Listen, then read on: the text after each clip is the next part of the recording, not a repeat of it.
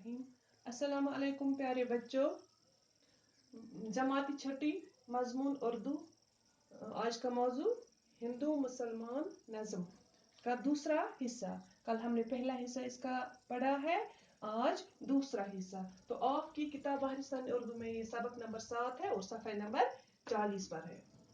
तो क्या है? दोनों का मस्कन हिंदुस्तान है, दो बुलबुलें एक गुलिस्तान है।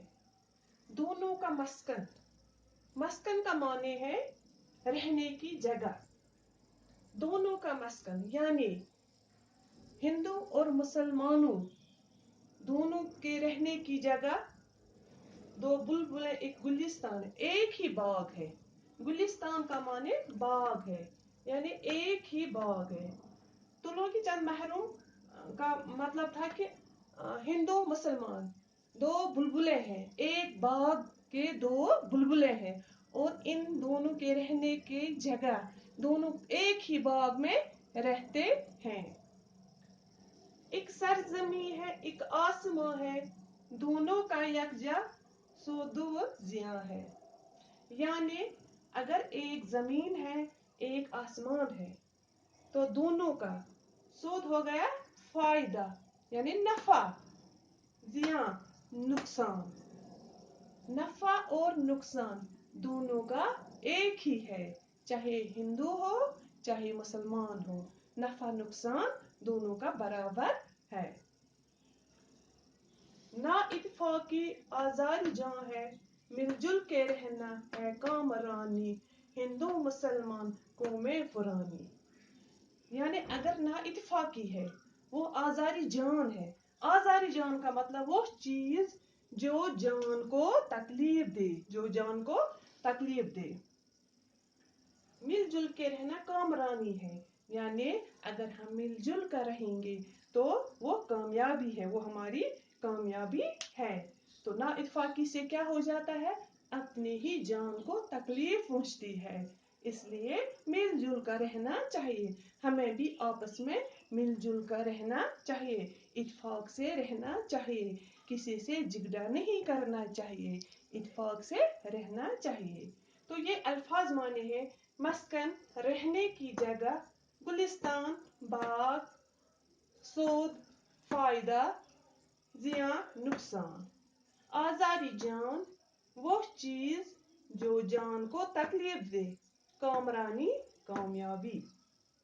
तो तलो की चंद महरूम अपनी नज़म में तलो की चंद महरूम ने अपनी नज़म में बताया कि हिंदुस्तान हिंदू और मुसलमान दोनों का ही वतन है। चाहे हिंदू हो चाहे मुसलमान हो, तो दोनों का एक ही वतन है। और हिंदू और मुसलमान इसी गुलिस्तान की बुलबुलें हैं। गुलिस्तान हो गया बाग, बुलबुलें हैं बुलबुल की जमा, यानी इसी गुलिस्तान इसी बाग की ये दो बुलबुलें हैं। अगर एक सरजमीन है तो दूसरा आसमान है, यानी अगर एक जमीन है तो दूसरा आसमान है। और दोनों का नफा नुकसान साथ साथ है, चाहे हिंदू हो चाहे मुसलमान हो, दोनों का नफा नुकसान बराबर है। ना इत्तेफाकी नुकसान पहुंचाने वाली है और मिलजुल के रहने से कामयाबी हासिल होगी। ना इत्तेफाकी, अगर आपस में इत्तेफाक नहीं रखेंगे तो उससे क्या होगा? हमें नुकसान पहुंचेगा। तो अगर हम मिलजुल कर रहेंगे तो उसमें फायदा है, हम हमेशा कामयाब होंगे, हमेशा कामयाबी हासिल होगी। बच्चों, सिर्फ हिंदू मुसलमान को ही आपस में मिलजुल कर नहीं रहना चाहिए। सिर्फ हिंदू मुसलमान से ही नहीं बनेगा, आपस में भाई भाई बनेंगे, बल्कि मुल्क के तमाम मज़हब के लोगों को आपस में इत्तेहाद व इत्तेफाक के साथ रहना चाहिए, क्योंकि इत्तेफाक में ताकत होती है। तो आज का ये नज़म हिंदू मुसलमान मुकम्मल हो गया। तो अब इसके सवालात करने हैं, मेरे ख्याल से हम वो कल करेंगे।